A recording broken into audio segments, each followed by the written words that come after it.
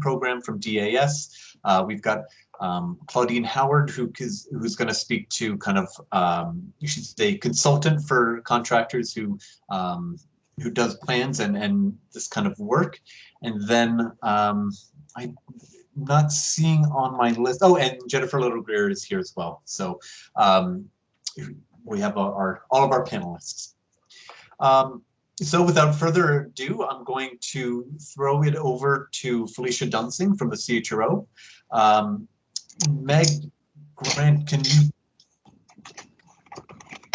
Yes, I can. The answer is yes. Let me just pull up the PowerPoint. Great, thank you so much. Felicia works in our contract compliance program. She's one of the people there who reviews plans and who works with contractors to answer any questions they may have, and is going to be going over kind of how the program works and a little bit about kind of well, how it works. So Felicia, do you take it away? Thank you so much, Spencer. Good afternoon, everyone. It's such a pleasure to have all of us here. It's a very exciting moment for CHRO. I am one of the reviewers for the contract compliance, and we are going to just speak about how our program how it runs and how we can help you and answer any questions after this PowerPoint. So this is the Commission on Human Rights and Opportunities. We are currently located at 450 Columbus Boulevard, Suite 2 in Hartford, Connecticut. Next, please. There are two plans that contractors are asked to submit. One is an affirmative action plan. The other is a set-aside plan. And there are some slight differences. An affirmative action plan would be submitted if it is a construction manager at risk or a general contractor where the contract is over $5,000 or less. If a general contractor has 50 employees or more, they would be completing an affirmative action plan. For a set-aside plan to be submitted, contractors working under a CMR, regardless of the contract value or number of employees, would be submitting a set-aside plan. A general contractor with a contract of 50,000 to 500,000, and then also a general contractor with less than 50 employees would be submitting a set-aside plan.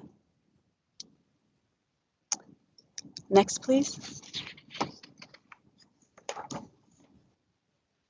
CHRO provides monthly technical assistance sessions.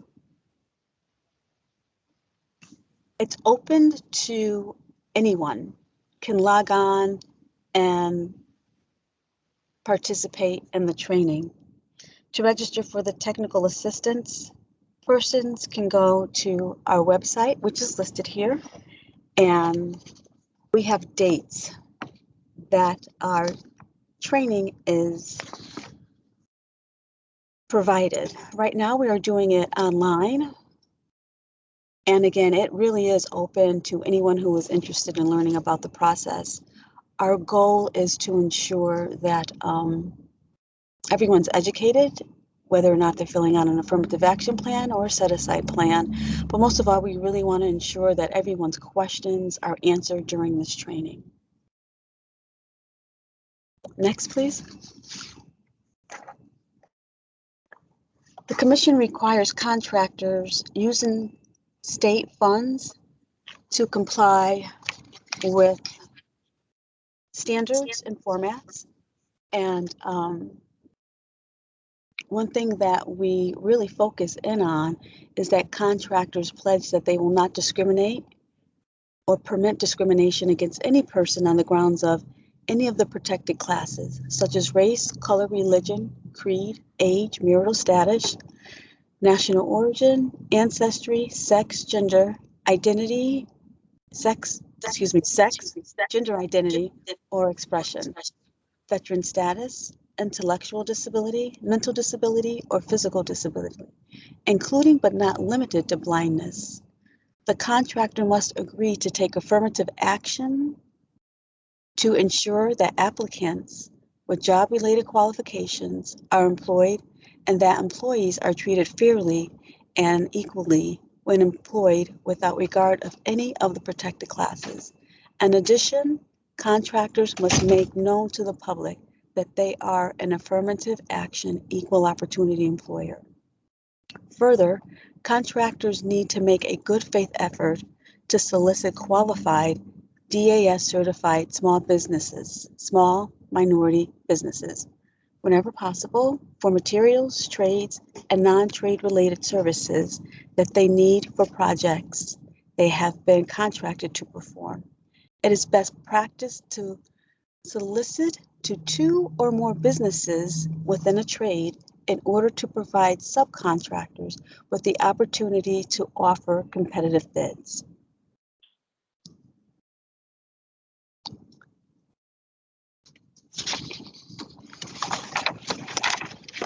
Each contractor is provided with a contract value, and out of that contract value, those state funds that they have been awarded,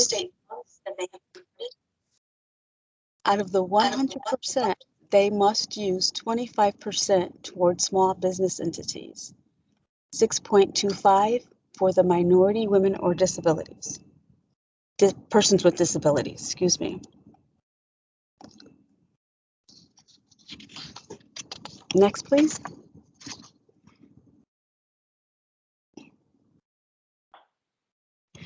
In examining a contractor's good faith efforts, the Contract Compliance Unit will look for contractors to list the DAS Supplier Diversity website as a resource they use to utilize to find SMW DISBE companies for their projects.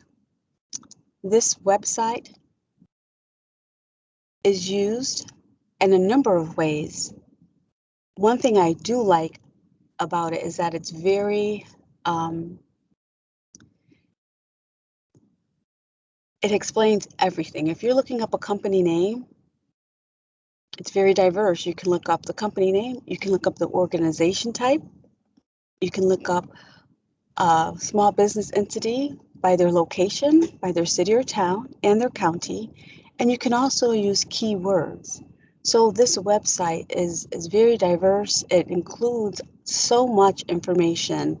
And I'm sure Meg is going to talk about the website more, but I really truly enjoy using this website.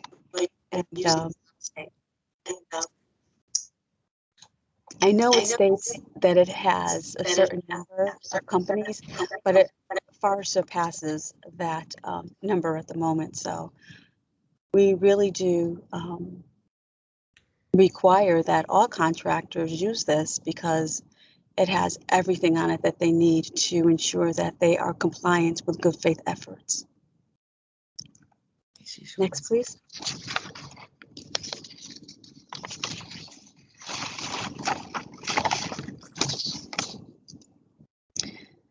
The Contract Compliance Unit, when reviewing a set-aside plan or an affirmative action plan, we really focus to ensure that contractors are using good faith efforts with the state funds that they've been provided. And good faith efforts, we ensure that they are using subcontracting policies and patterns and practices, affirmative advertising, recruitment and training, technical assistance activities, and other reasonable activities or efforts as the Commission may prescribe that are designed to ensure participation of minority business enterprise in public work projects. Examples include, but are not limited to, ensuring that they are using the State of Connecticut Department of Administrative Services Supplier Diversity Program, as stated in the previous slide. In examining their good faith efforts, the Contract Compliance Unit looks for contractors to allow minority small businesses to competitively bid against each other by soliciting each trade, material, service. And the best practice would be to at least solicit to 3, or provide an explanation why your trade, material, or service was not solicited by a small business entity. And that's usually when something is specified in the spec section where it is a specialty, such as an HVAC unit or a particular type of window, door, or frame. Something like that, a specialty would not need to be solicited because that information is provided. We ask that contractors use concise responses for bid results, such as following up with everything that they have worked for and referenced for their solicitation. We ask that void responses such as did not bid or no response be avoided. And if you're using did not bid or no response, we are asking contractors to follow up to show that not only did a contractor not bid, but the contractor reached out and followed up steps. So not only did they not bid, but when we called them, they said there was a schedule conflict. Or in response to no response, we asked contractors to follow up so that it not only read no response, but no response from 2 phone calls and an email. So this way we ensure that they are following up and attempting to contract small business entities. Contractors are also expected to solicit bids only from those subcontractors or vendors who can provide the actual trade, material, or service. So good faith efforts, this is pretty much a really good picture, but this is not an exhaustive list because each set-aside plan and each affirmative action plan is different within its own construction needs. Next. I believe that's the last page. So does anyone have any questions? Yeah, Felicia, thank you so much for that. I had a couple questions that I kind of want to start by pulling back. If you could kind of, for some of the people who may not be as familiar with the contract compliance program, how would you kind of describe it to someone who's never heard of it before? The contract compliance program is to ensure that contractors who are awarded state funds for construction and municipality projects, that they are providing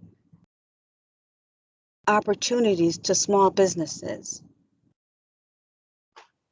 That's great. And I think there's a key thing that you said in there because again, with state funding on municipal public works projects or state agency public works projects, quasi public agency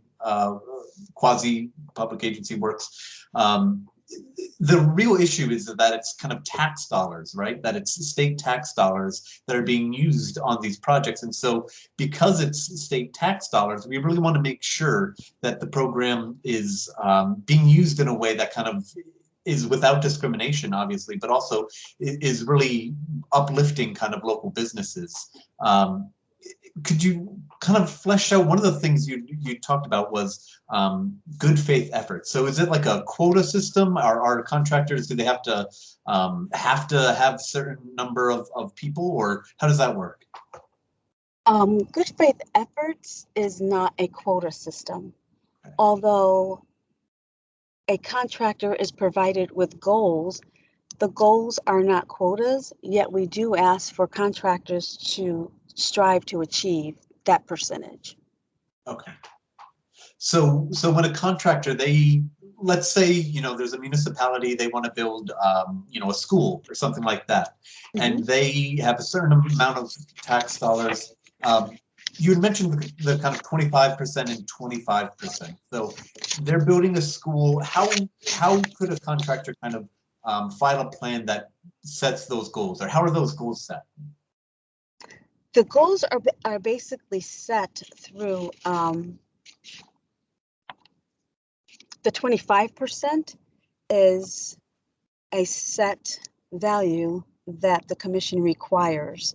For example, if a project is $1,000, 25% of that is $250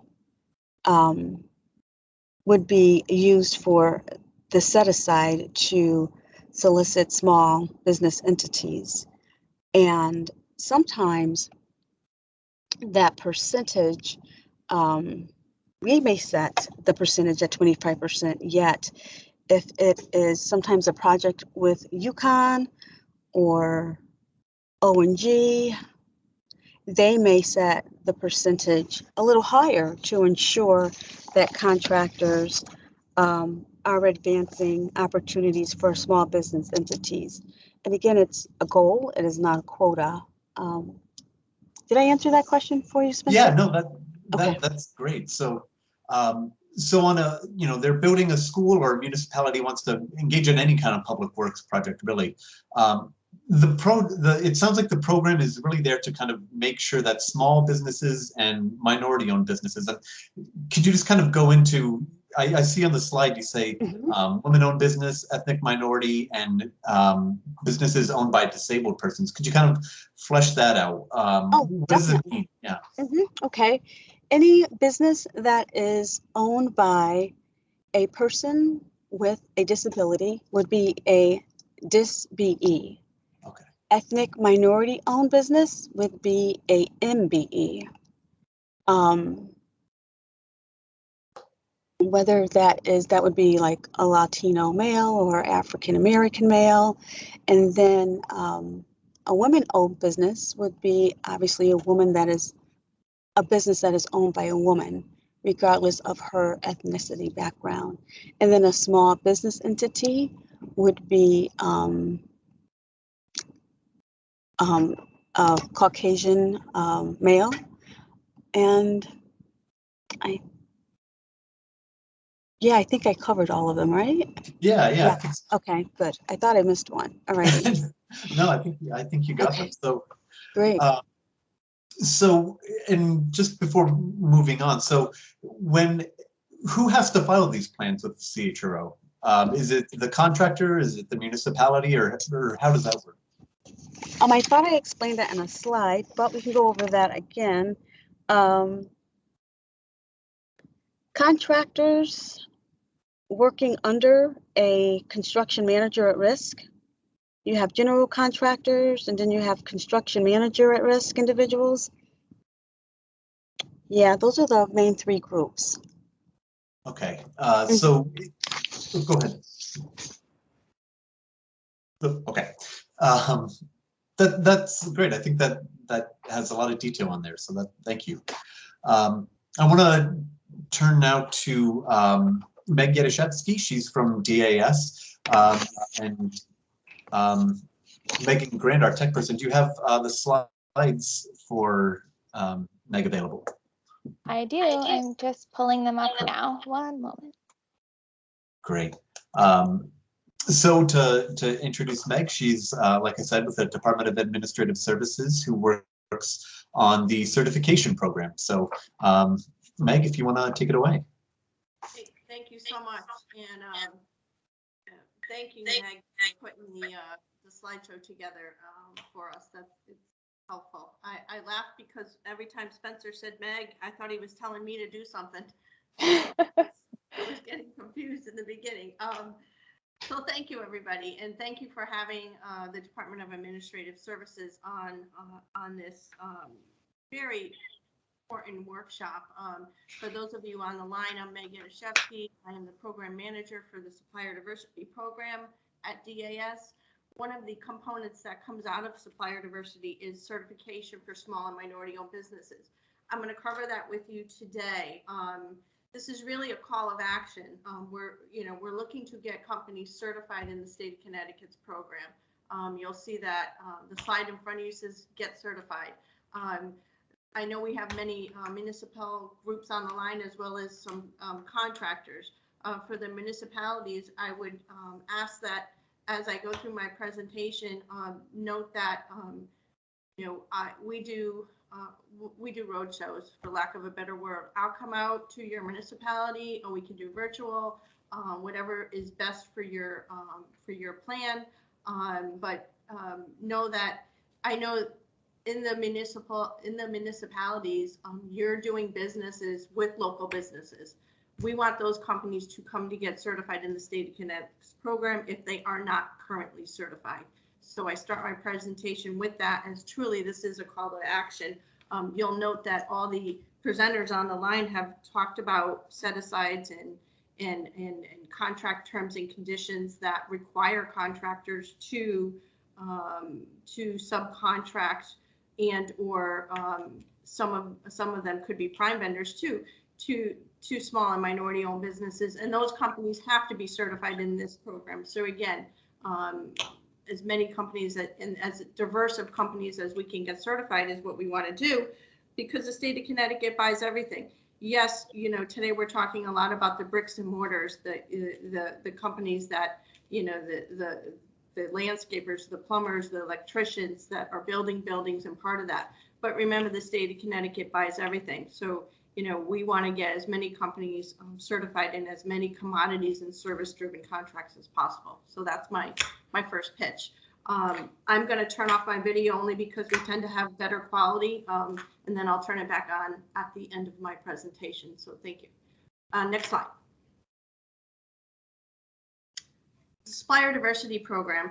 I want to talk to you a little bit about our mission.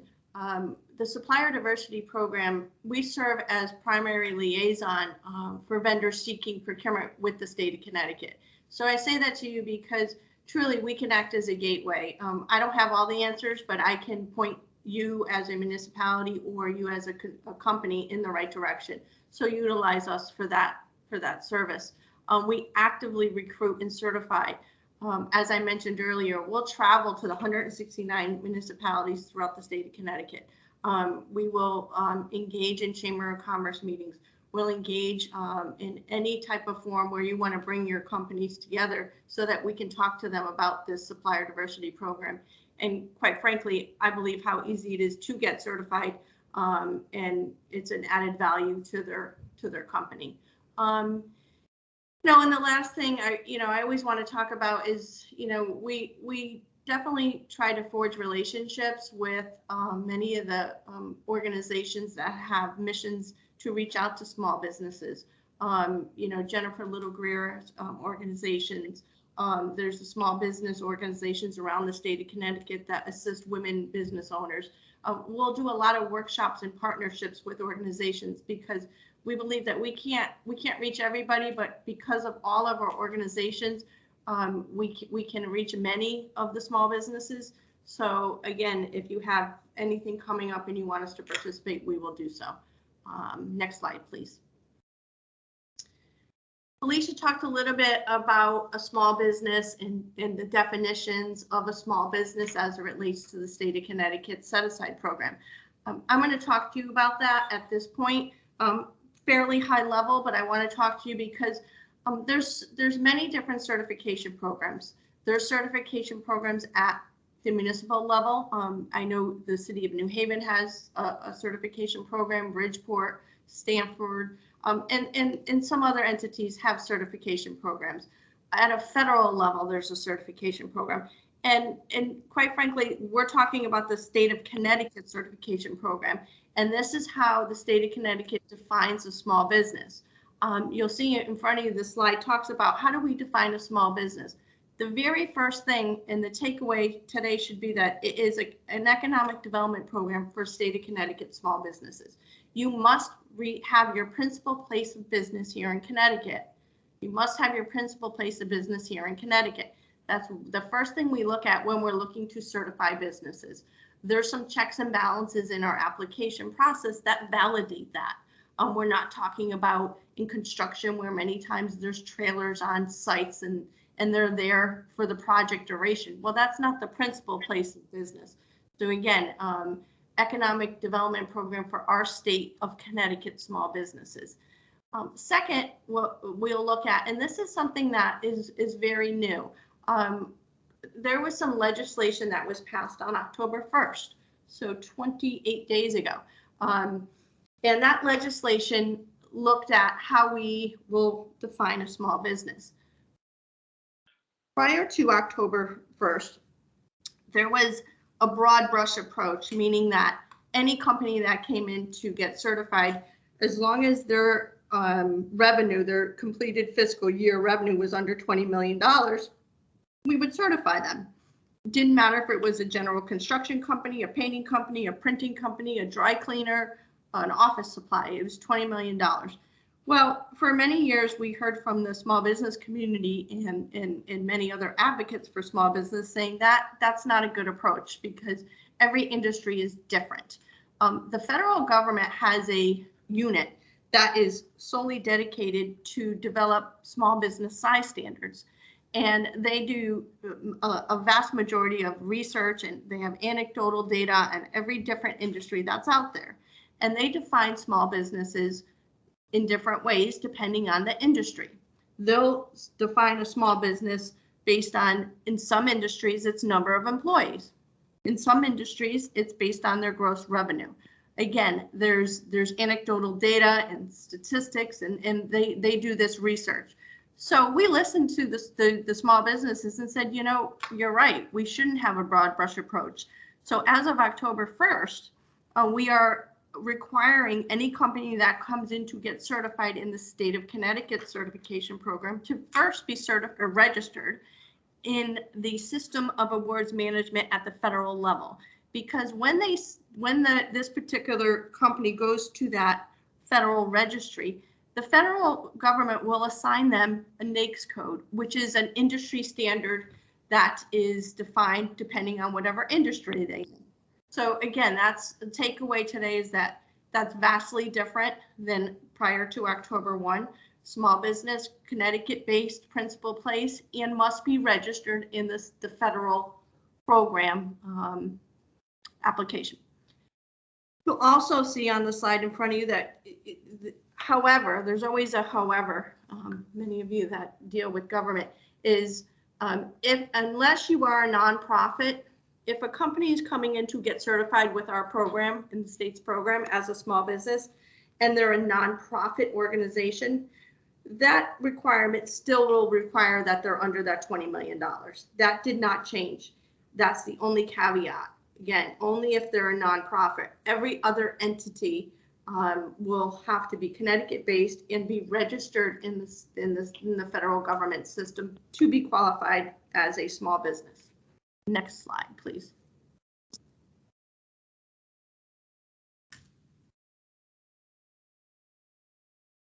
So registered, I talked a little bit about this previously, but registered means that you have to be registered in the government system called SAM. SAM is an entity where it allows companies to do business in the federal government once you get through that registration process. As part of that registration process, the applicant will be required to submit certain documents. And they'll be required to submit some tax returns and some information about the number of employees they have. Again, getting back to the fact that the point of the registration is to provide that company with a code so that we can then classify them as a small business when they come in to get certified at the state level. We're using those same standards.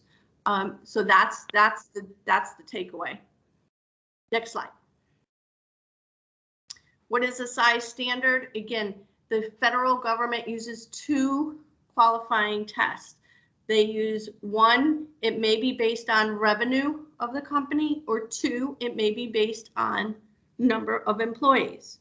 So for instance, a company that is a manufacturing company, they may be able to make as much money as they want, as long as they're under a certain number of employees, because the government has determined that the size standard for that type of industry it doesn't matter about the revenue. It matters more about the number of employees.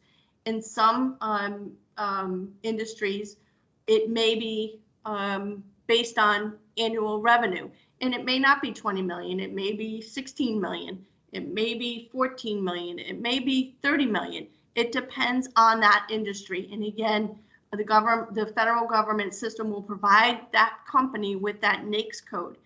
What is important is because when the company comes to the state of Connecticut's website, the very first thing we're asking those applicants is tell us what your NAICS code is, right? So that way we then can go and verify that size standard. So again, it's the point of interacting the two applications, federal and state, together. Next slide, please. Felicia talked a little bit about how do we define a minority-owned business. So all of you know now that a small business is a Connecticut-based business and they must be registered in the federal system. The next piece of this is everybody that participates in the state program, they have to be a small business first and foremost.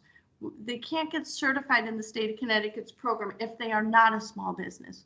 So that's the very first thing. They have to meet those standards.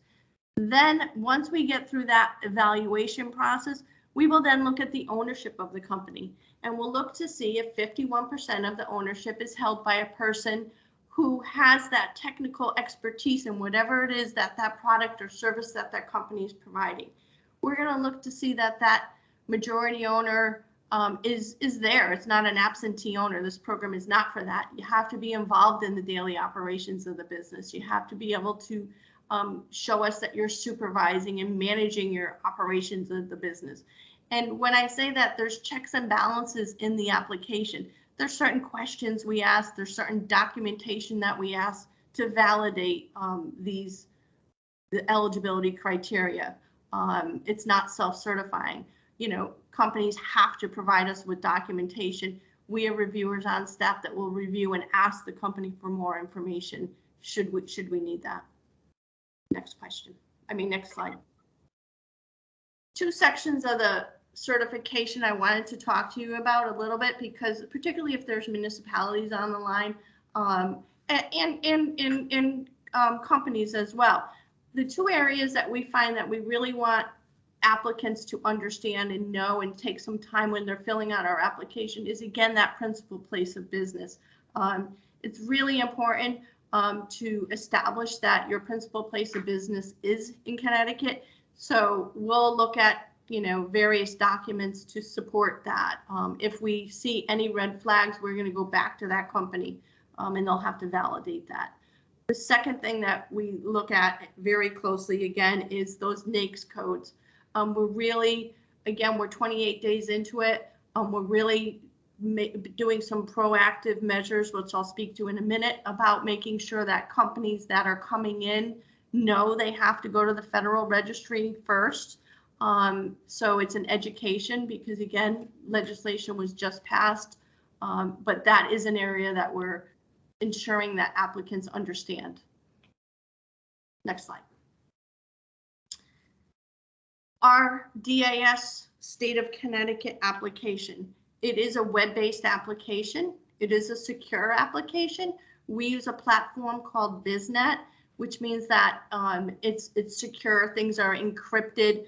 I mentioned companies will have to provide some documentation to us. We understand that that's confidential information, that they're giving us some corporate documents. They may be giving us some ownership information, and we understand that. So it is a secure site. It is encrypted as things are uploaded. And it is, it's open 24 hours a day because it's a website. We get applicants filling these things out all hours of the day and night, understanding small businesses, they never sleep because they're trying to keep their business going. So we get that. That's why we have it on a web, so that it can be done at any time, and a company can go start the application, go find the documents, and come back, and everything is saved and secure. Applicants submit applications. I can tell you on a daily basis, we probably get on an average 6 to 10 applications a day. Those applications are put into an electronic queue, and those are distributed to staff. So their applications are reviewed in the order that they are received. Next slide. I talked a little bit our platform and our BizNet. I'm a visual person, so I just wanted anybody on the line, when you're saying, okay, this sounds good, I want to go get certified, this is what our platform looks like. This is the secure site. You do have to create an account and an online and a password, but then you are the only one that can get in and out of your application unless you grant access to somebody else in your company. You would be able to do that as well. Next slide. Benefits of certification, marketing. I can't stress enough, prior to this webinar, I was on the phone with representatives from, a major department store that are looking to utilize Connecticut-based businesses, right? So I directed them to the directory of small businesses that we have, that Felicia spoke about. So, marketing opportunities. Many of our certified companies, some of them don't want to do business with the state of Connecticut. That's just not their client base, but they need certification because they're doing business with some of the private industries here in the state of Connecticut. So there's marketing there. You have access to set aside opportunities. Again, Felicia spoke about all the construction opportunities in those set aside goals that are on those state contracts. So you would have access to those, and obviously networking opportunities. Next slide. The directory for small businesses. Felicia, thank you for the unsolicited kudos about the directory. Our directory, it's one thing to get certified in the state of Connecticut's program and to get, a certificate, but it's more important to get opportunities through that certification. So that's why we have this directory. It's dynamic. Companies that are certified today, they're out on this directory. It's updated several times during the day. And I always ask if anybody is using this directory, whether it's a construction company or a municipality looking for individual companies, if you have suggestions and want things on here that you think would be nice to have, let me know. If there's something I can do, I will do. Everything that is on here is something that we ask in the application. So if I ask for it in the application, I can then render a result on the directory. So if it's something that you want and we think it makes sense, we'll try to do that. And again, this directory is dynamic, meaning that it's fairly up to date, and you can search by many different ways. Next slide. This is just a quick rendering of a result. I think Felicia spoke of this, but one of the things is you really can get a lot of information about the companies. We try to put links to, if they have websites, we try to put as much information about their product or their description that they have.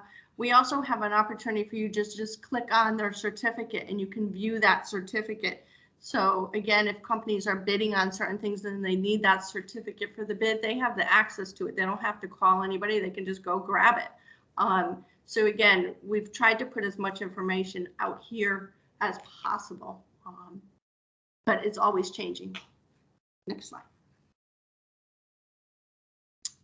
There's no cost to our program. Obviously, it's time, which is valuable, but we try to work with the companies as they're filling out their applications if they have information or questions.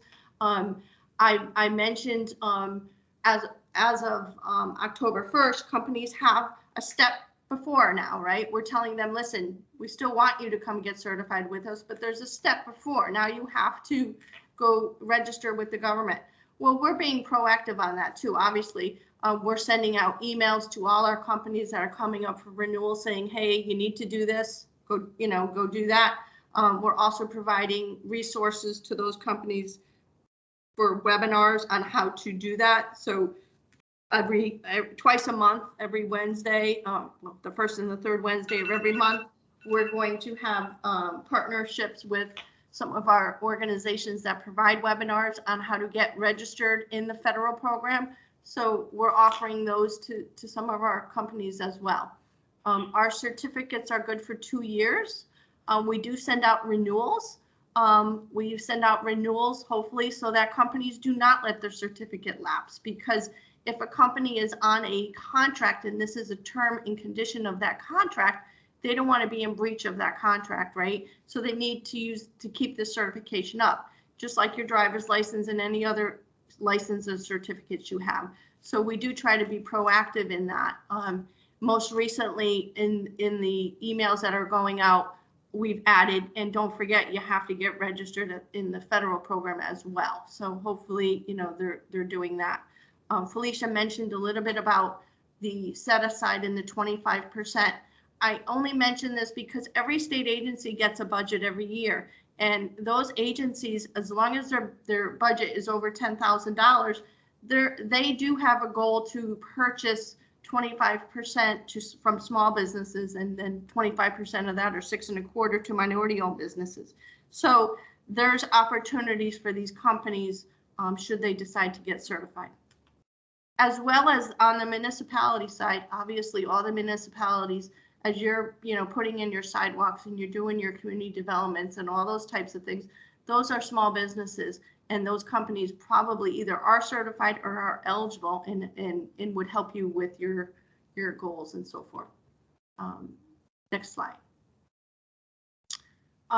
Streamline documentation. I want to just leave with everybody to understand that one of many reasons, but one of the reason to coordinate with the federal side and use those small business size standards. In addition, we've streamlined our process because the federal government's registration asks for certain things like tax returns and some corporate documents. The government will do some analysis and make some determinations on those documents. We won't ask for the same documents, because if you already gave it to the federal side and we can validate that and look at that, we're not going to ask for that again. Again, we've been hearing that from companies a long time, and so we're trying to do that, some streamlining things as that. Also, I want to just put out that if a company was certified prior to October 1, their certificate is valid and should be, because that requirement was not in place. Any certificates that are issued and or renewed after October 1 will be under the new size standard determination based on the federal standard. Next slide. Most important information. Meg Yadashevsky, meg.yadashevsky@ct.gov. Email is the best. Again, if you have any comments, questions, concerns, you can email me. I'll be sure to get back to you, or at least point you in the right direction. Again, this is just a call to action that get your local company certified. If you're on and you meet these qualifications, it would be a benefit to you to get certified in your home state as either a small business or a small minority-owned business. Thank you. Great. Thank you so much, Meg. That is such a great point about the importance of getting small businesses kind of registered. We want to make sure that there's as much opportunity for small businesses in Connecticut as much as possible, and keep our tax dollars kind of circulating the state. So we're low on time, so we'll hold questions until the end. Next up is going to be Claudine Howard. Claudine, are you there? I am. Great. Now, we were having some audio issues a bit earlier, so Claudine, if you can speak up, that'd be great. Thank you very much. All right. Can you hear me now? I can hear you. Required to provide tenancy or an assistance animal accommodation. Getting some feedback. Okay. All right. I think we're good. All right.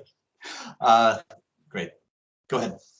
Hi, I'm Claudine Howard. I'm a contract compliance consultant. My task. Oh, I'm sorry, Claudine. You're still pretty faint. Tell you what.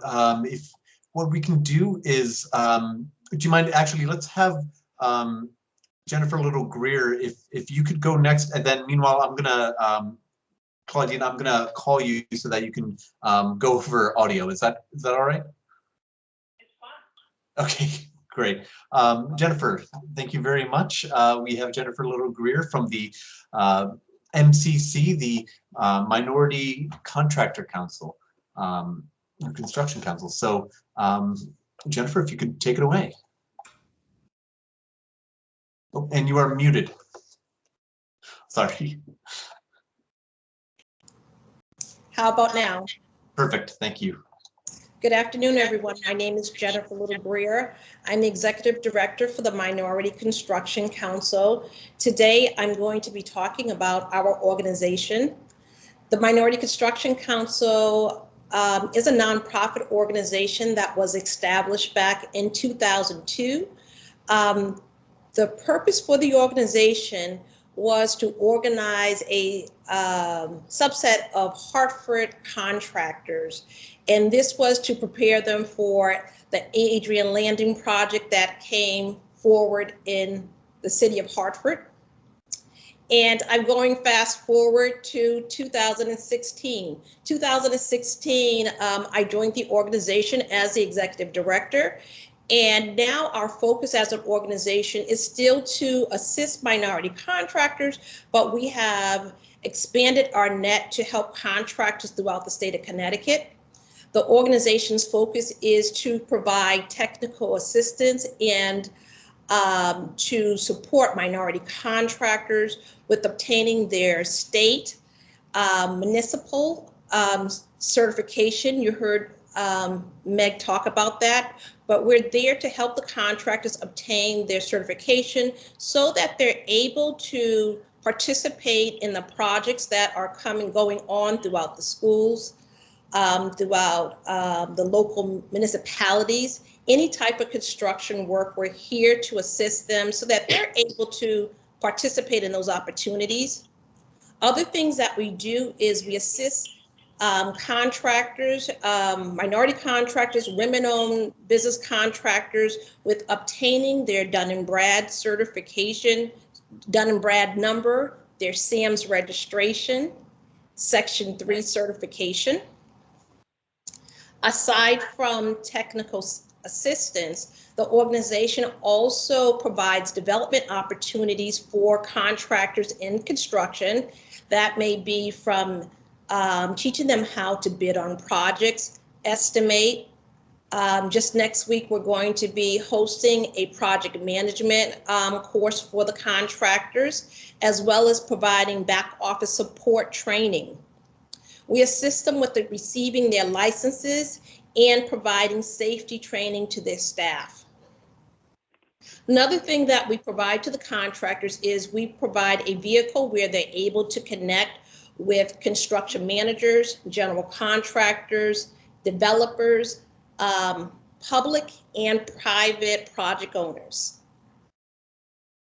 One of our final phases that we provide is we provide advocacy. We advocate for the contractors for making sure that they are included in construction projects, as well as have an opportunity or assist them with obtaining payments. One of the things that is hard for our contractors is getting paid on time. So we advocate to make sure that they're receiving payment in a timely manner. Most of our minority contractors, they utilize their payments so that they can pay their staff. So making sure that they're getting their payment within the 30-day time frame so that they're able to meet their needs. What else can I tell you? We utilize and work with a number of our partners with advocacy. We work with CHRO, the Department of Transportation, and other municipalities to ensure that we're advocating and being that voice for the minority contractors. We help to organize them so that when there's an initiative or a legislative issue that's out there, that we're helping to organize that and putting forward their ideas. Some of the barriers that minority contractors may face a major one is bonding. Some of our contractors having bonds, bid bonds for public projects. They lack having the resources or the capital flow to sustain their company for a long period of time. And another major hurdle that they have is a number of our contractors are not pre-qualified in the Department of Administrative Services construction program. A benefit to having utilizing minority contractors on local projects are, if you're hiring a local contractor, normally that local contractor, they're going to go ahead and hire local labor. When you hire local labor, they're going to utilize the funds from their pay to spend those funds in local stores. So that's going to help the resources to stay into that local community. And we really want that. We want to be able to have the various projects hire local contractors so that we can start growing our local contractors so that they will not stay in the category as local contractors, but they could start growing. That's an initiative that we want to focus on, is bringing our minority contractors to capacity. Another thing that I would like to see and our organization is looking for is, let's see here. Another thing that we do is the Minority Construction Council. We are currently working with the Department of Economic and Community Development to assist minority contractors with obtaining their certification. This is huge. We want to make sure that those who are certified, that they stay certified. And as Meg mentioned, one of the things that we see that's going to be coming down the pipeline, we need to make sure that they are definitely registered with their Dun & Brad numbers so that they can be included into the SAM's award management system so that they can renew that certification. So we're already starting to see that. We want to make sure that they're able to keep their designations. Another item that I would like to share with you on the line for our organization, this is a plug to the organization, the Minority Construction Council, we hold monthly meetings.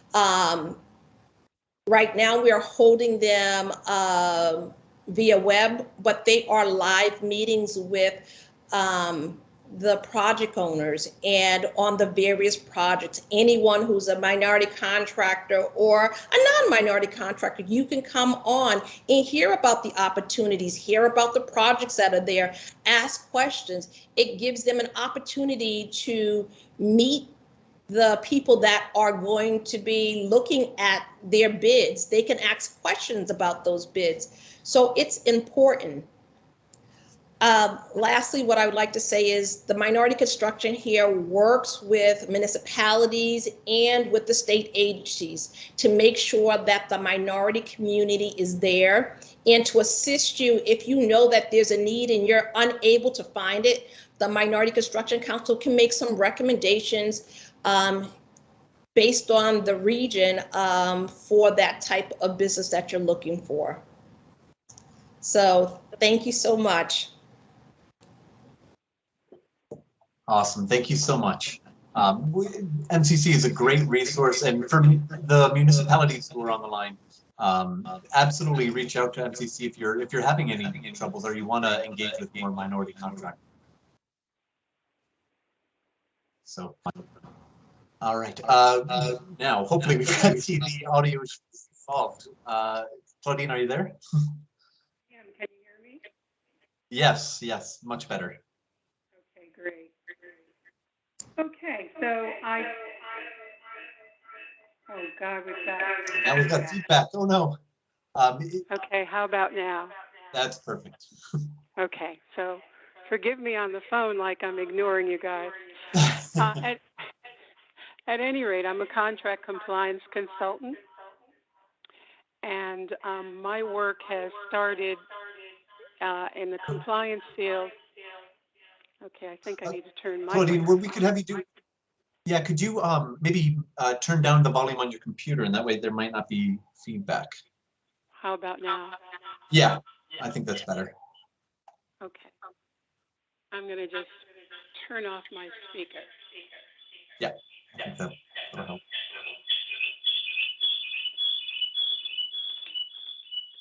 Oop. A little bit of feedback.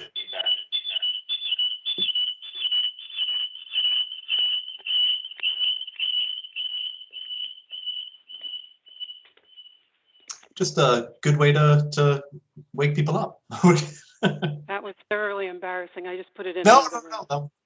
Much better. Okay, I think we're good. We've got it solved. Okay.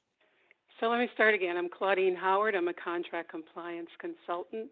I started out back in the mid-1996 on what I believe to be CHRO's first monitored project, which was the Scoville Brass Remediation Project, which became the Waterbury Mall. I worked in conjunction with the public sector and the private sector. I've served as compliance consultant to municipalities, to construction managers, to general contractors, as well as partnered as a part of the consulting team that did the disparity studies for both the state of Connecticut and the city of Hartford. I've since streamlined my business, and my focus these days is assisting construction managers, general contractors, and subcontractors with their CHRO compliance obligations. Unfortunately, I know from experience that the contract compliance component, far too many contractors don't reach out to small and minority companies. I should say female company as well, because they have a habit of liking to do business with people that they've done business with in the past. I think that that's true of all of us. We all have a comfort level with who we know. However, the CHRO process requires that contractors go beyond what they've done historically and, in fact, become more inclusive by using the DAS site to find certified contractors to solicit for whatever's within their scope.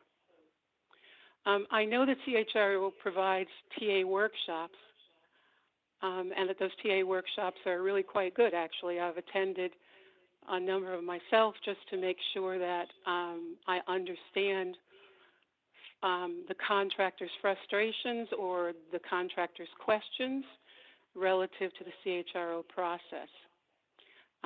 My services are needed because some contractors don't care to attend the TA sessions. Some are not aware of it. Some of them are just too busy and don't have the kind of staff to devote to the process. And with regard to CMs and GCs, they often find it more efficient to use someone like myself who can serve as their middleman or agent, so to speak, to help them through the CHRO process.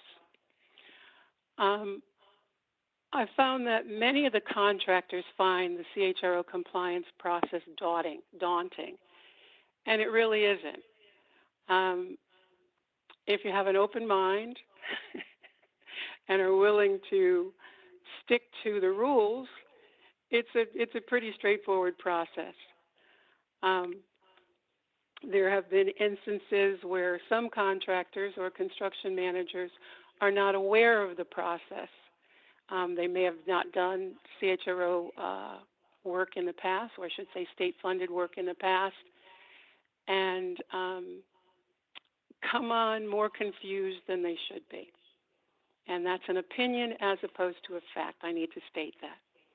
And also with regard to some of the municipal projects, I've found early on, not so much lately, but many of the municipalities, the departments whose contracts whose projects they are, may not be at all acquainted with the CHRO process. So again, my work involves helping them with the various minefields that they may visualize as a part of the process. The key to the whole CHRO compliance is what Felicia spoke about, is the good faith efforts. Contractors are not aware, in some instances, that they need to make certain that they solicit DAS certified minority, small, and women business enterprises and disabled business enterprises to bid on the work that they are not self-performing. Some people are not aware of the DAS website, although I'm not sure why they're not. But there have been some instances where clients have indicated that they can't find anybody. And my comments to them are, as Meg said, is that the site is very comprehensive. God knows there are thousands and thousands of certified contractors. One of the things that they've had difficulties with the searches, and as Meg indicated, they can easily find information by using keywords. And what I recommend to them is that they not be terribly specific in their keywords. Like someone may put roofer or roofing. So what I suggest to them is that they abbreviate those words and use words like roof, and that they do multiple searches. And when all else fails, as Meg indicated, her office can point them in the right direction. So they certainly have an opportunity to contact DAS directly to find out if, in fact, there are contractors who can assist them. I find that a number of contractors on municipal projects specifically who are doing smaller projects like air conditioner replacement or roofing where they're serving as a GC and may not have done work where CHRO kicked in, that they have a lot of difficulty and understanding about the process, or as they indicated, getting clarification as to what their requirements are when they bid the project.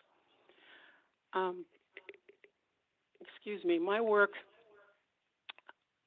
is to apprise the general contractors, the construction managers, as well as the subcontractors, that they need to reach out to not only the DAS, but to organizations who operate small contractor assistance programs like Jennifer's program, as well as other programs throughout the state. And they need to make certain, as Felicia indicated, that they search for contractors who actually provide the services within their scope. Early on in the CHRO process, CHRO plan process, contractors would just grab the name of a minority contractor. They could grab the name of a roofer and say that they're doing carpentry work. So there have been a lot of misunderstandings about what constitutes using a minority contractor. There are certainly enough resources and enough businesses out there where contractors should not have difficulty. But my experience has been that they continue to indicate that they can't find anybody. So with Meg's work in getting out into the community and organizations like Jennifer's in making certain that contractors, specifically some of the larger contractors, are aware that there are resources. A lot of my clients, I prefer to say most of my clients' plans are approved, but there are instances where they're not approved. And generally they're not approved because contractors have not done their solicitations. And as Felicia indicated in her presentation, not only are they to do the solicitations, but they need to follow up. And equally important, they need to be able to prove that they have in fact solicited those contractors, because CHRO has begun the process of asking for documentation for whatever may present itself as a red flag relative to solicitations. And CHRO reviewers have become increasingly proficient in their abilities to identify the various scopes and contractors can no longer hide things that are within their scope because of the volume of plans that CHRO has reviewed over time. I've found also that there have been some problems when there are public funds on the project, but the owner, or in many cases a developer, has not communicated that information to the construction manager or general contractor. And that's one of the things that really needs to be a part of the bid process when any project comes forward with public funds on it, even a small amount of public funds. And rather than go much further, I see that we're running out of time, so I'm open to any questions, as I'm sure is the rest of the panel. Any questions? Yeah, no, thank you for leaving some time at the end for some questions. I'll open it up. If anyone has any questions, please type them into the chat, or you can unmute and ask them yourselves. But one point that Claudine, you had made that is just so important to remember is kind of why the program exists. It's that there are these kind of for lack of a better term, old boy networks where they kind of do business with the same people, and then that excludes everyone else. Have you, or actually, I see we have a question from Felicia. Felicia, do you want to jump in? Clayton, how do you, there are a few times that you indicated that contractors may not be aware of our training sessions. How could we make them more aware of that? I know Alvin does a great job, because when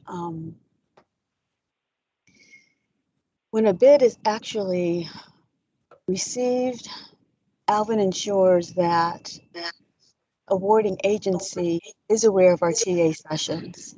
But other than that, and because you've worked with clients, how else do you feel we could make them aware of TA sessions, or are they not interested?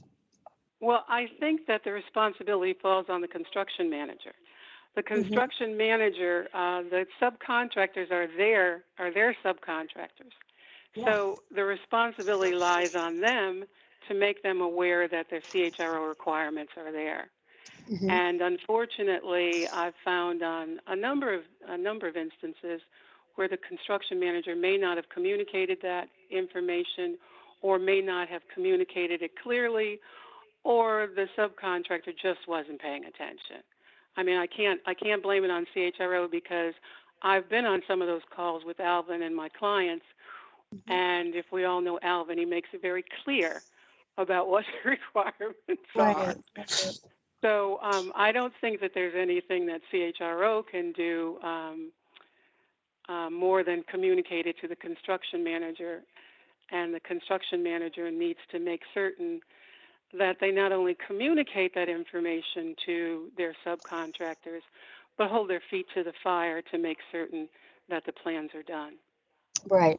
Excellent. Thank you. You're welcome.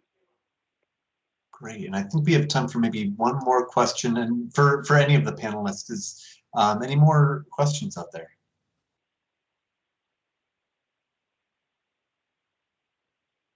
All right. We've done such a good job. We've encompassed them all. We've covered everything. That's entirely too good. Well, we are just about out of time. So I want to thank all of our presenters today, all of our speakers. Thank you so much for all of the information. We're going to be kind of ending things back in the general session. So I believe we've just put into the chat the link back to that session, or you could use the one that you were on earlier today for concluding remarks. And once again, thank you to all of the speakers here today. Thank you. Thank you. Thank you, Spencer. Thank you. Bye. Thanks. Bye, ladies. Thank you.